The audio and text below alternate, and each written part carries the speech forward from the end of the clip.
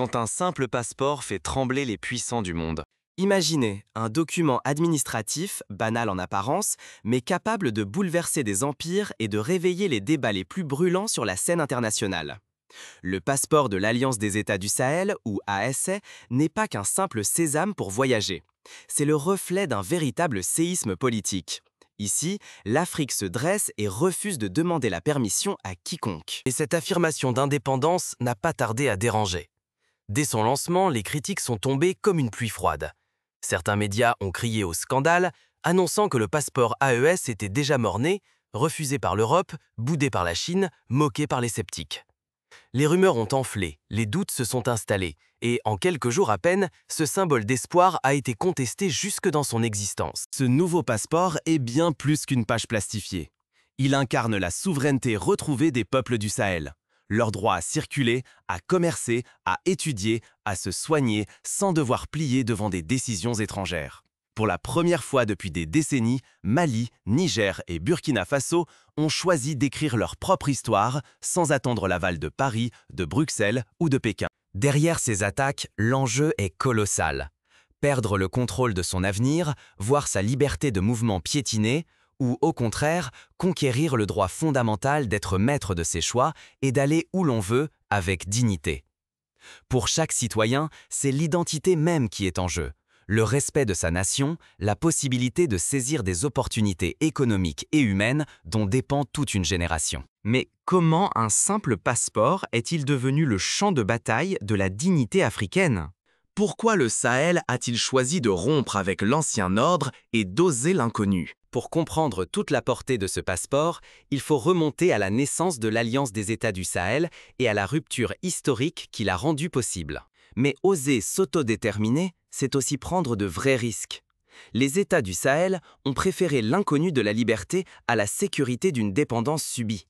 Leur pari, que la souveraineté vaut mieux que l'attente. Pour les peuples concernés, il ne s'agit pas seulement de papier ou de loi, mais d'exister et de se faire respecter. En janvier 2025, 3 pays, le Mali, le Niger et le Burkina Faso, ont surpris le monde en fondant l'Alliance des États du Sahel, ou AES. Ce geste n'était pas anodin. Il marquait une rupture nette avec l'ECOWAS, un bloc perçu de plus en plus comme un symbole de dépendance, de lourdeur administrative et d'ingérence étrangère. Pour beaucoup, rester signifiait accepter que d'autres continuent de décider de l'avenir du Sahel. Quand les fake news franchissent les frontières plus vite que les voyageurs, fatigués de devoir demander la permission, ces peuples ont choisi l'audace. Ils ont déclaré vouloir bâtir leurs propres institutions, une nouvelle banque centrale pour reprendre le contrôle de leur monnaie, une justice indépendante pour garantir des décisions qui leur ressemblent, et même un nouveau drapeau pour symboliser leur unité retrouvée. Mais le geste le plus fort, celui qui a fait trembler bien au-delà de leurs frontières, reste la création du passeport biométrique de l'AES. Ce document n'est pas un simple laissez-passer. Il incarne l'idée que les citoyens du Sahel peuvent désormais voyager, commercer et étudier sous leur propre bannière, sans devoir s'abriter derrière une identité imposée de l'extérieur. Le passeport AES est devenu le symbole de la dignité retrouvée, du droit de circuler, d'accéder à des soins ou à l'éducation à l'international, et surtout du refus de voir son avenir dicté par d'autres. Pourtant, derrière cet élan d'indépendance, une tempête de doutes et de rumeurs va bientôt assombrir l'espoir des premiers jours. Pourtant, derrière le vacarme médiatique se cache un risque encore plus grand, celui de perdre confiance en ses propres institutions. Face aux doutes, beaucoup songent à abandonner des opportunités, à renoncer à des projets d'études ou d'affaires. Certains envisagent même de sacrifier leurs rêves de mobilité et de reconnaissance internationale par peur d'être humiliés ou de voir leur identité dénigrée. À peine le nouveau passeport de l'Alliance des États du Sahel annoncé, une vague de rumeurs d'un genre inédit s'est abattue sur la région. En quelques jours seulement, des articles en Europe et en Chine affirment haut et fort que le passeport AES ne sera pas reconnu. Sur les réseaux sociaux, les messages se propagent à toute vitesse. La France aurait déjà refusé les premiers dossiers, la Chine tournerait le dos à l'Alliance. Les gros titres s'enchaînent, les débats s'enflamment dans les radios et les forums en ligne, l'AES serait isolé, son passeport inutile. Pour les étudiants qui rêvaient de partir à l'étranger, la gifle est brutale. L'angoisse s'installe. Leur avenir académique semble soudain menacé, suspendus à des décisions venues d'ailleurs. Les commerçants, déjà fragiles, voient s'effondrer la confiance de leurs partenaires. Ils redoutent chaque nouveau message, chaque rumeur qui pourrait fermer une porte supplémentaire. Dans les familles, on se demande si demain, il sera encore possible de voyager, pour se soigner, pour travailler ou simplement pour rendre visite à des proches. La peur s'infiltre partout. Ce qui n'était d'abord qu'un doute se transforme en certitude pour beaucoup. Plus les médias en parlent, plus le sentiment d'exclusion grandit. Les chaînes internationales amplifient le phénomène, certains experts prétendant que le passeport AES n'a aucune chance, ne vaut rien, ou qu'il serait le signe d'une rupture définitive avec le reste du monde. L'effet boule de neige est implacable. En quelques semaines, la fierté initiale laisse place à la méfiance, à la colère, voire à la honte. Mais la tempête n'est pas passée inaperçue. Face à cette crise de confiance, les gouvernements du Sahel se préparent à réagir.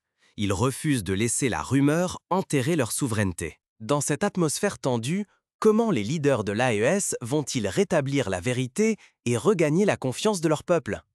La réponse ne s'est pas fait attendre. L'un des moments décisifs est venu de Chine. Face à la polémique, le gouvernement chinois a publié un communiqué officiel. Il a affirmé reconnaître le passeport AES comme document légal pour l'entrée sur son territoire, dissipant ainsi une grande partie des inquiétudes. Ce geste a servi de signal fort, le passeport AES n'était pas un simple symbole local, mais un document respecté à l'international. Et si la rumeur avait réveillé l'orgueil plutôt que la résignation? Lorsque les premiers doutes ont surgi, la stupeur a envahi les rues de Bamako, de Niamey et de Ouagadougou. Les rumeurs d'un refus international du passeport AES se sont multipliées, relayées par des médias influents et des réseaux sociaux en ébullition. Beaucoup craignaient de voir leur rêve de mobilité s'effondrer, mais, au lieu de la résignation, une autre force a émergé. La colère, l'orgueil et la volonté de prouver leur légitimité au monde entier. Les autorités ont dû s'expliquer publiquement. S'agissait-il d'un refus administratif des pays étrangers ou simplement d'un retard technique dans l'enregistrement des nouveaux documents aux frontières? Le ministère de la Sécurité a tenu une conférence de presse. Il a présenté les preuves des démarches officielles, notification à l'Organisation de l'aviation civile internationale, échanges diplomatiques et confirmation de conformité. Il est apparu que certains blocages venaient de retards logistiques, non de positions politiques fermes.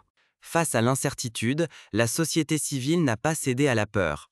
Au contraire, les files d'attente devant les bureaux d'émission de passeports se sont allongées.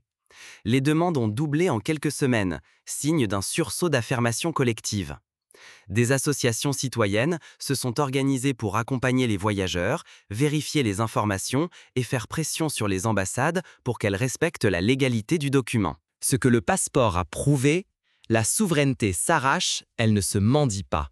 Mais au-delà de cette mobilisation, reste une question fondamentale. Cette épreuve a-t-elle vraiment renforcé la souveraineté du Sahel? Ou les défis à venir risquent-ils de tout remettre en cause? Sur les réseaux sociaux, le débat s'est intensifié. Fallait-il renoncer ou au contraire défendre bec et ongle cette conquête souveraine?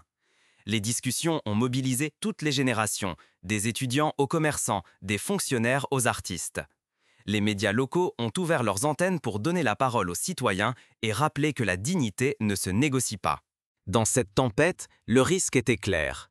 Soit transformer la crise en une force fédératrice, soit laisser la défiance miner l'unité fragile de la région. Mais la réponse collective fut sans appel. Loin de diviser, la polémique a soudé les peuples du Sahel autour de leur passeport. La crise, au lieu de semer le doute, a éveillé un sentiment d'appartenance et une fierté nouvelle fondée sur la résistance face aux pressions extérieures. Face à l'orage médiatique et aux rumeurs de rejet, le passeport AES n'a pas seulement résisté. Il est devenu le miroir d'une confiance nouvelle dans les institutions nationales. Les files d'attente devant les préfectures racontaient bien plus qu'un engouement. Elles révélaient une foi retrouvée en la capacité de décider, ensemble, de son avenir. Ce document, pourtant si ordinaire dans sa forme, a permis de tester la solidité du lien entre le peuple et ses nouveaux dirigeants. Soudain, le passeport AES n'était plus un simple sésame pour voyager. Il est devenu un test grandeur nature de la capacité des États à protéger les droits et la dignité de leurs citoyens, même sous le feu du doute international. En définitive, qu'avons-nous vraiment appris de cette bataille autour d'un simple document? Mais l'adversité a un effet inattendu. Elle éclaire ceux qui la subissent sur leur propre force. Les citoyens du Sahel, loin de plier sous la pression, ont prouvé que l'information et la lucidité sont de puissantes armes contre la manipulation. Au lieu de céder à la peur, beaucoup se sont organisés pour vérifier les faits, confronter les discours et refuser d'être dépossédés de leurs récits. Ce sursaut ne s'arrête pas aux frontières du Sahel. L'exemple du passeport AES circule, inspire et questionne bien au-delà de l'Afrique de l'Ouest. Des jeunes d'autres régions observent, comprennent que la souveraineté se gagne d'abord dans les esprits, puis dans les actes. La résistance à la marginalisation devient alors une revendication universelle, capable de transformer chaque défi en moteur d'émancipation. Car ce qui se joue ici, c'est la maîtrise de son histoire. Soit le peuple s'approprie les outils de sa crédibilité, soit il court le risque d'être à jamais défini par le regard des autres, condamné à l'oubli ou à la caricature.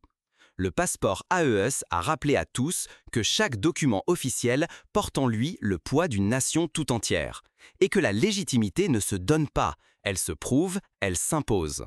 La question demeure, le passeport AES peut-il vraiment changer le regard du monde sur le Sahel, ou les obstacles sont-ils encore devant nous? Explorons ensemble les prochains défis qui attendent cette alliance audacieuse. Et si c'était à vous, maintenant, de refuser de demander la permission? Prenez un instant. Imaginez que la souveraineté ne se gagne pas seulement dans les discours, mais aussi dans les choix concrets du quotidien, dans la façon dont chacun d'entre nous défend sa dignité sans attendre l'autorisation de qui que ce soit. Ce passeport de l'Alliance des États du Sahel n'est pas une simple pièce d'identité, c'est le symbole d'une décision collective, exister par soi-même, décider pour soi-même, sans courber l'échine devant les doutes ni les regards soupçonneux venus d'ailleurs. Face aux rumeurs, face aux critiques étrangères, c'est une invitation à l'action et à la confiance retrouvée. Dans ce contexte, il ne s'agit plus seulement d'un document. Il s'agit de l'image que nous portons sur la scène internationale, de la liberté de circuler, d'étudier, de commercer, de se soigner sans entrave ni humiliation. Refuser l'immobilisme, c'est choisir de défendre ses droits, de parler d'égal à égal, d'oser croire en la valeur de sa propre voix sur la scène du monde. Rester spectateur ou devenir acteur. Attendre que d'autres valident vos rêves ou tracer votre propre chemin. C'est là le véritable enjeu. Affirmer sa dignité ou subir le doute. Choisir l'action ou l'attentisme. Chacun détient la clé de ce choix. Le monde ne cessera jamais de tester notre détermination. Il y aura toujours des voix pour semer le doute, pour vous dire que vous n'êtes pas assez légitime, que votre liberté est conditionnelle, que votre dignité s'achète à l'étranger. Mais chaque génération se définit par sa capacité à refuser la résignation, à ne pas rester figé dans l'attente d'une reconnaissance venue d'autrui. Le moment est venu de ne plus demander la permission, mais de donner l'exemple. De transformer chaque doute, chaque murmure en énergie pour repousser les limites et défendre la vérité. Car l'histoire n'avance que grâce à celles et ceux qui osent agir, là où tant d'autres hésitent.